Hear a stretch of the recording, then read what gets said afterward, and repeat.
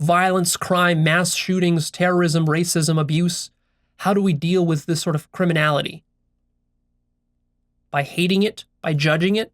Of course not. Look, the worse your problem is, the more self-love you need. The problem is that when your problems are really serious, you're least likely to take self-love seriously. You're more likely to say, oh, Leo, but you're just talking airy-fairy bullshit. No, I'm not. It's just really hard to do.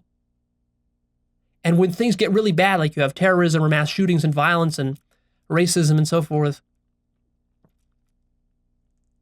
yeah, the reason that situation is so bad is because it lacks so much self-love. And it needs a massive infusion of self-love. But of course, the ego, when it has little self-love, it can't tolerate a lot of self-love infused into it. It literally has a sort of a backlash, bad trip reaction. See? So if you really are serious, if we're serious as a society, we want to stop all these mass shootings, if we want to stop violence, if we want to stop poverty and terrorism, what do? Self-love. And all the ways that manifests. If you really expanded your sense of self to include the terrorists, to include the mass shooter, you would be able to empathize with their situation, understand how they got to where they are. See? That doesn't mean we have to allow it to happen, but you can understand more properly why it's happening. Why are people so upset with their lives that they're willing to go into a school and shoot up children? That's not just some random thing, you see. That something has to be seriously wrong in society such that we don't support all citizens properly, such that some of them fall through the cracks so deeply that then they become suicidal this way and take others with them. See? So really, if we cared about this, we would create a sort of a safety net that would catch, a mechanism that would catch those people that are falling through the cracks. We would identify what the cracks are. We would actually be curious enough because we would empathize with them rather than just saying that, oh, they're just psychos or they're just scumbags. If you treat them as psychos and scumbags, you can't solve the problem. You can't help them. You're blaming them for the problem when really maybe the problem isn't them, but it's their environment. It's their conditioning. It's what they've been taught. It's how their mother or father abused them. And the reason their mother or father abused them is because they didn't get the proper parenting education.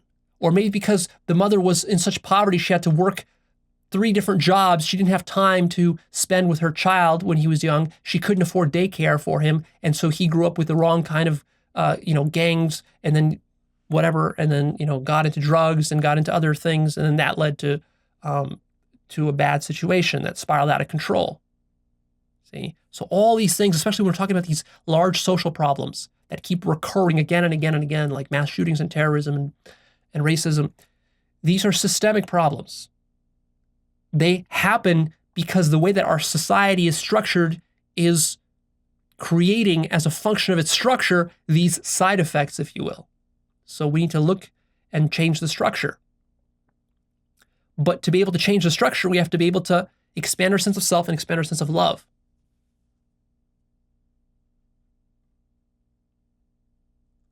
How about the environmental problem that we have? Is our problem that we're pumping out too much CO2? I mean, it is from a sort of a technical scientific perspective with global warming. But the deeper problem is a lack of self-love.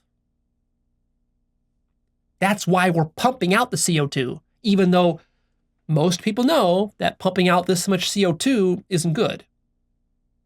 The giant oil companies have known about this since the 1970s. They had their own internal reports where their own scientists knew that this would be a future possibility, a future problem they had to deal with.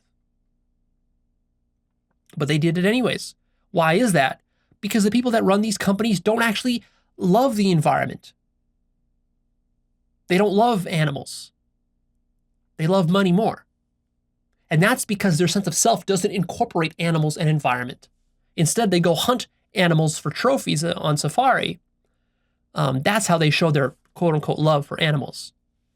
But of course, you wouldn't do that if you really loved animals, if you really expanded your sense of self to include them and the environment. See?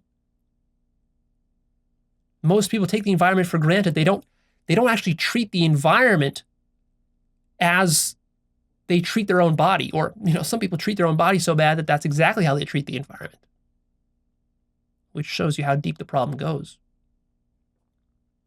If 1/3 of Americans are obese, which I think is roughly correct, although don't quote me on that, then and of course, is this a surprise that we treat our environment so bad when we can't even treat our own bodies well?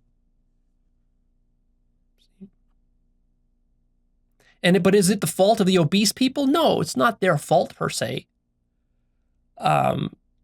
Again, it's all part of the system because of all the fast food, the soda, the drinks, the marketing of food, bad food that happens on TV all the time with no consequences. See? I would bet that 90% of the stuff that's marketed on TV and on YouTube could no longer be marketed if only the people that were marketing it expanded their sense of self-love. The only reason they can market it is because they don't love themselves and they don't know what the self really is.